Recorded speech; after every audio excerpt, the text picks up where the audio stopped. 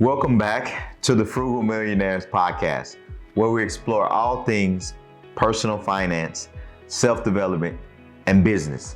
Today, we are discussing the top 3 reasons more women entrepreneurs are needed. And believe me, this is a topic you truly want to stay engaged from start to finish. This information is going to change your life as well as the lives of the women around you. Before we get started, please go ahead and like this video and then hit that subscribe button. By hitting that subscribe button, this is going to help us reach our journey of 1,000 subscribers. And by the way, we're well on our way. And so we appreciate all of you who have already subscribed and becoming a part of the family. So let's go ahead and get into today's video. My name is Breon Mitchell, a corporate professional, investor, content creator, expat living abroad, and a frugal millionaire. There's one thing extra special that I want to ask you all to do that we typically haven't done here. If you'll go ahead and take 60 seconds, pull out your phone, go ahead and text or either make a quick phone call to that special woman in your life, whether that's a friend, whether that's a family member, whether that's a significant other. Go ahead and make that call or that text. They're gonna wanna tune in to what we have in store today. I can promise you, it's gonna be life-changing. So let's go ahead and get into today's video. And without further ado, again, we're talking about the top 3 reasons more women entrepreneurs are needed. Number 1, women-owned businesses thrived. They didn't just survive. Again, they thrived in 2022. But what does that mean? So there was a study that we took a look at. And in this study by Biz to Credit, women-owned businesses,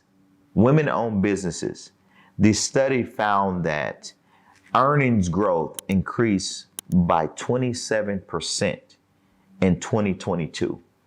This is compared to male-owned firms, which increased by 22% in 2022. Additionally, when we look further at the study, a year-over-year comparison showed there was an increase in overall annual revenue by 2% and a decrease or decline in operating expenses, which is tremendous statistics. According to the analysis in this report, which again, this report is released every single year. So this is an annual report and it's released every year on March 8th. So what's the significance of March 8th? That's International Women's Day. So every year this report is released, and for 2022, the report further revealed that annual revenue for women-owned businesses was $263,091. This is the average annual revenue for women-owned businesses. And this is an increase from 2021, whereas it was slightly above 258,000. So what does all of this mean? This means that women entrepreneurs, again, they're thriving. We're seeing more and more women entrepreneurs enter the space. And so what are some of these spaces that they are entering? So when we look at the different categories or we look at the different sectors, we see that other services, and these are all services except public administration. This represented 29% of the women-owned firms in the study, followed by retail, which accounts for 16.5%, accommodation and food services, 8.9%, healthcare and social assistance accounted for 7.2%, and arts, entertainment, and recreation accounted for 6.1%. So women-owned businesses, also including the manufacturing sector, get this, the manufacturing sector experienced a 35% increase in earnings. That is mind-blowing in itself, 35%. And so just to kind of put things in perspective for you all, there are nearly 13 million women-owned businesses in the United States of America as of 2019. And quite naturally, that number has grown since 2019.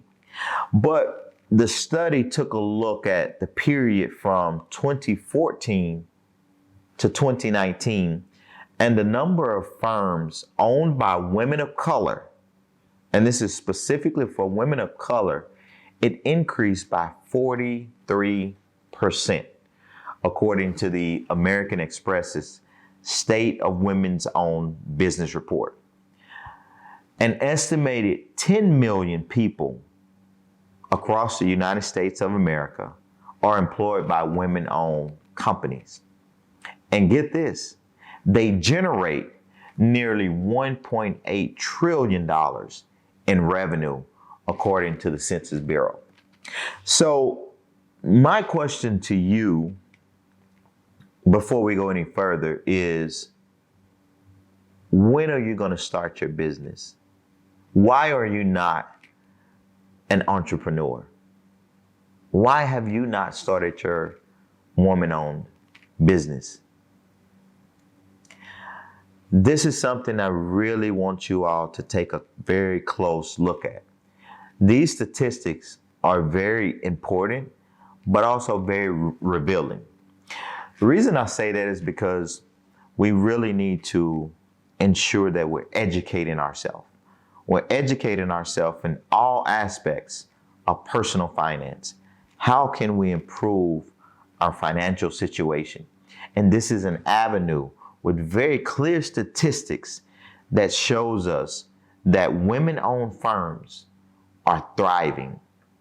And so if you're sitting on your couch, if you're driving down the road in your car, wherever you may be, and you're listening to this, I need you to really take a serious self-evaluation and ask yourself, why am I not starting a women-owned business? Why am I not providing a service? Why am I not providing a product?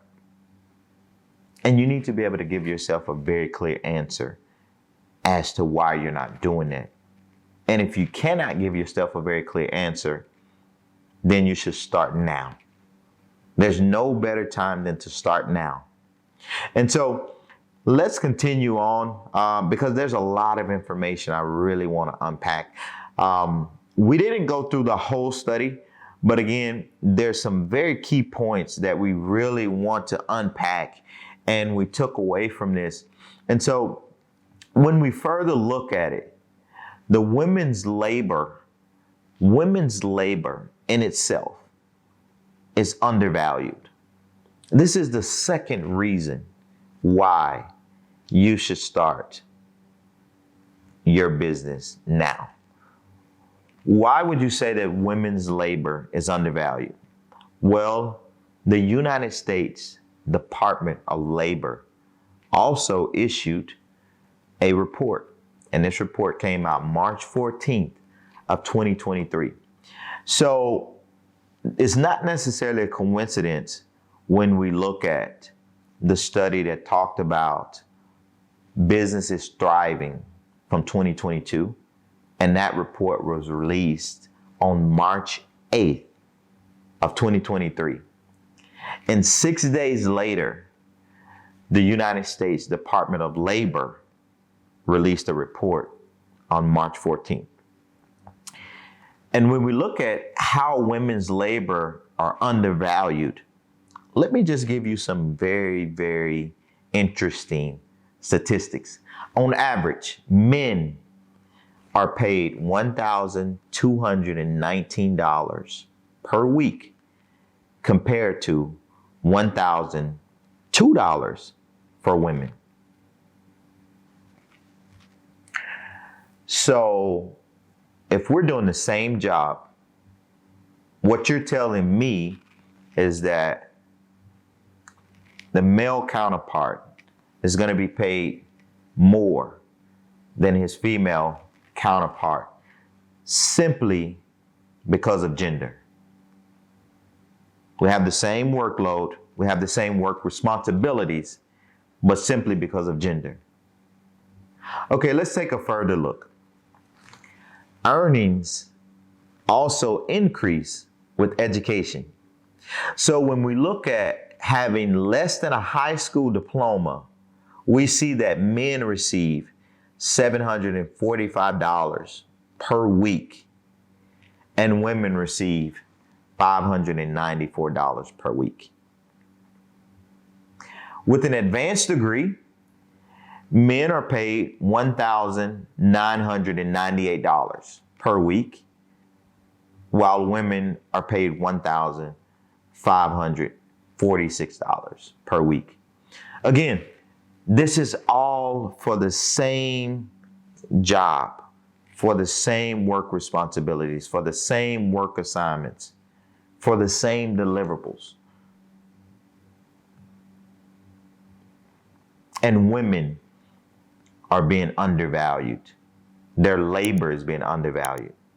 And again, I know some of you all may not want to hear that, but this is not coming from me. This is not coming from Frugal Millionaires. This is coming from the United States Department of Labor. And these are the facts. And so we want to share these facts with you because this information, if it does nothing else, should motivate you to take an action. It should drive you to want to further improve your situation. It should drive you to want to take control. Let's continue. So overall, we see women are not paid as much as men, even when working full-time and year-round. On average, women working full-time year-round are paid 83.7% of what men are paid. This inequity is even greater for Black and Hispanic women. One more time. This inequity is even greater for Black and Hispanic women. Education clearly is not enough to eliminate the gender wage gap. On average, we see women have more years of education and are more likely than men to have completed an associate's, a bachelor's, or master's degrees. Yet, there's a significant gender wage gap at every single level of education. Overall, women, let me be very clear about this. Overall, women must complete one additional degree in order to be paid the same wages as a man with less education. And all of this are facts from the report. And so I just want to pause right there when we talk about women must complete one additional degree in order to be paid the equivalent as a man with less education. Let me tell you something. If that's not eye-opening enough for you, or revealing enough for you, or if that doesn't drive you to a decision, I don't know what will. We gotta wake up. We've gotta utilize the information that's out there to help us make informed, better decisions for our lives. And it's just that simple. It's not complicated. It's not rocket science. It's not hard. It's just about taking the information that's being presented and making a very sound decision that's best for you and best for your future. So when we look at the gender wage gap, it doesn't resolve itself as women age or develop further in their careers. In fact, the wage gap for older women workers is larger than for younger women. Let me say that one more time. The wage gap for older women workers is larger than for younger women. And older Black and Hispanic women have the most extreme differences in pay.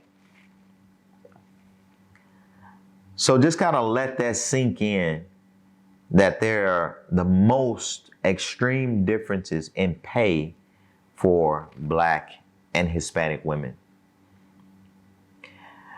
So this report, again, was released by the director of the Department of Labor.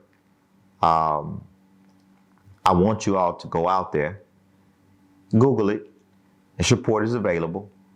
We'll also share the link for the two studies with you all today in the description so that you can go and educate yourself. We want you to be informed. That's why we're bringing you this information. And for those of you all who don't live in the United States of America, our team is working diligently. And I can promise you, we're looking at all other parts of the world so that we can bring you all just the same level and quality facts. So let us continue on. As we get to the end of this video, we're approaching number 3. So the third reason why we need more women entrepreneurs is that women, in most cases, this is not all, but in most cases, they don't ask for help, higher salaries, or anything that is going to make them appear less independent. And I've had some conversations, and so I know this to be a common truth, but I've had several conversations recently with a number of women just around the topic of negotiating their salary. What's their process during the interview? What's their process during their mid-year performance review or initial performance review to negotiate a higher salary? How do they create value? And also, how do you create irreplaceable value? And so, again, this is very shocking, but also it should drive us to action. Not only be shocking. But in most cases, there are women who would refuse to ask for a pay raise or a pay increase compared to their male counterparts. Data shows that men are also 4 times more likely to ask for a salary raise than women. There have been a number of studies to substantiate this point. Carnegie Mellon University indicates the main reason women still make less than their male counterparts is their unwillingness to negotiate for a higher pay. Data shows that men are also 4 times more likely to ask for a salary raise or increase than women, leaving thousands of dollars in unearned income on the table. These are facts. And again, all of these facts are being backed up by various studies and reports.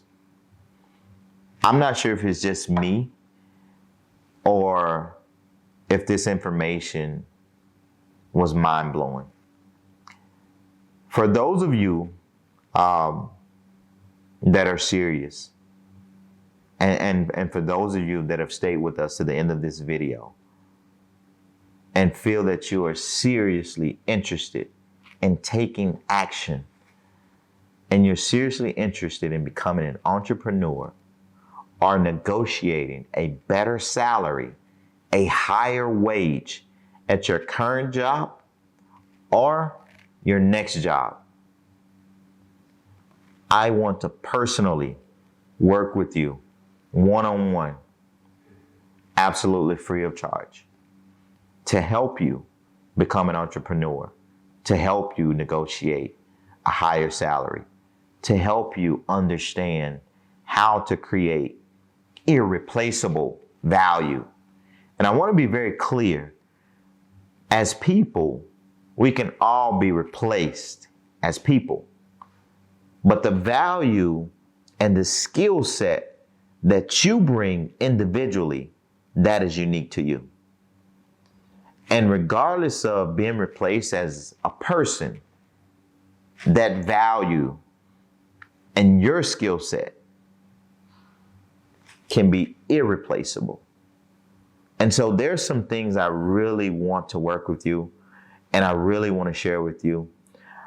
I personally work for many of the top companies in the world, and I'm currently employed by one of the largest, not only in the oil and gas sector, but one of the largest companies in the world, a company that's worth more than $2 trillion. And I'd like to share with you how to create irreplaceable value.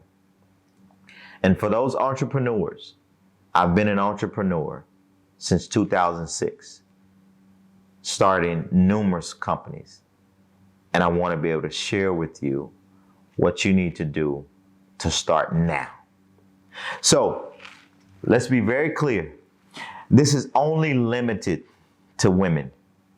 Sorry, men, but this is only limited to women. And the first 10 women to send a DM or direct message to the Frugal Millionaires, the Frugal Millionaires team, with the words "Start Now," including a screenshot showing that you've subscribed to the Frugal Millionaires YouTube, Instagram, and TikTok. This will ensure that you secure your spot. And I'm ready to work with you. So if you liked this video, please do us a favor and go ahead and hit that thumbs up button and like. And for those of you who found it very helpful, don't forget to hit that subscribe button. And also turn on all post notifications to ensure that you stay up to date with our latest content. Also share with us any comments you may have, including what kind of content would you like to see next? Let us know in the comments below. Thanks for watching, and I'll see you in the next one.